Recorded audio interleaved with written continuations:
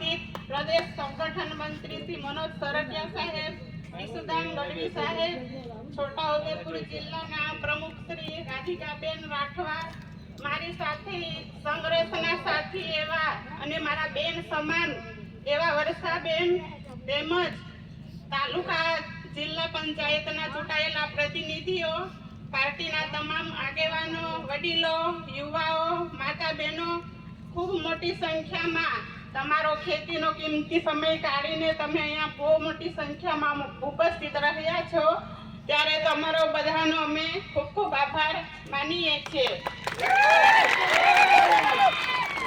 કાલે અમને હાઈકોર્ટ દ્વારા મને અને મારી સાથે 4 ખેડૂતોને જેલમાંથી મુક્તિ મળી છે.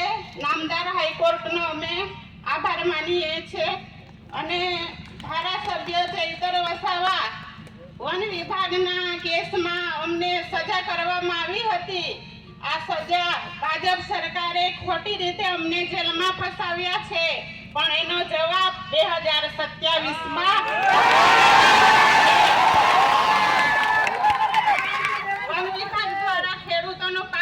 નાખવામાં આવ્યો છે.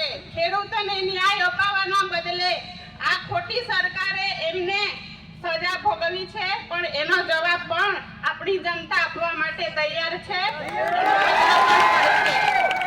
આજે ધારાસભ્ય ચૈતર વસાવા આદિવાસી સમાજ માટે ઘણી લડત આપે છે, ત્યારે આ ભાજપ સરકારને ગમતું નથી, એટલે રાજકીય કિન્નાખોરી રાખી ખોટી રીતે એમને વારંવાર જેલ ભોગવે છે, પણ એનો જવાબ પણ આ જનતા આપવા માટે તૈયાર છે.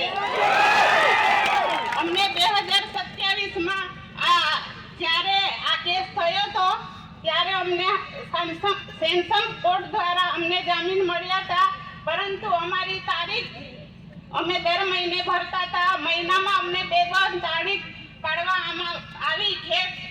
કેસને ખૂબ ચલાવવામાં આવ્યો. એ લોકોએ ખોટી રીતે સજા ભોગવી છે, પણ એનો બદલો પણ આપણી જનતા આપવા માટે તૈયાર છે. તમારા દુઆ અને તમારી આશીર્વાદથી એટલે તમારો બધાનો ખૂબ ખૂબ આભાર. જેલમાં અમને ઘણી તકલીફ પડી, સમય કાઢવું માટે ખૂબ મુશ્કેલ હતું અને ત્યાં અમને ખૂબ તકલીફ પડતી હતી, પરંતુ તમારા આશીર્વાદથી અમે બહાર આવ્યા છે. તમારો બધાનો ખૂબ ખૂબ આભાર. જેલમાં અમને દર શનિવારે પતિ પત્નીની મુલાકાત કરવામાં આવતી હતી. તમારા બધાને સાહેબની તબિયત પણ સારી છે. તમને બધાને સમાચાર આપ્યા છે. બધાને મારી યાદ આપજો અને ટૂંક સમયમાં અઠવાડિયામાં ચૈતર વસાવાને પણ જામીન મળશે. અને નામદાર હાઈકોર્ટનો અમે આભાર માનીએ છીએ. ન્યાય પ્રણાલિકા પર પૂરો ભરોસો છે. આપણને ન્યાય ચોક્કસ મળશે. સત્ય પરેશાન થઈ શકે છે, પરંતુ પરાજિત થઈ નહીં. સત્યનો હંમેશા વિજય થયો છે. ખૂબ ખૂબ આભાર. તમે બધા મોટી સંખ્યામાં આવ્યા, અમને સમર્થન આપ્યું, એ બદલ તમામનો આભાર. જય આદિવાસી, જય જોહાર.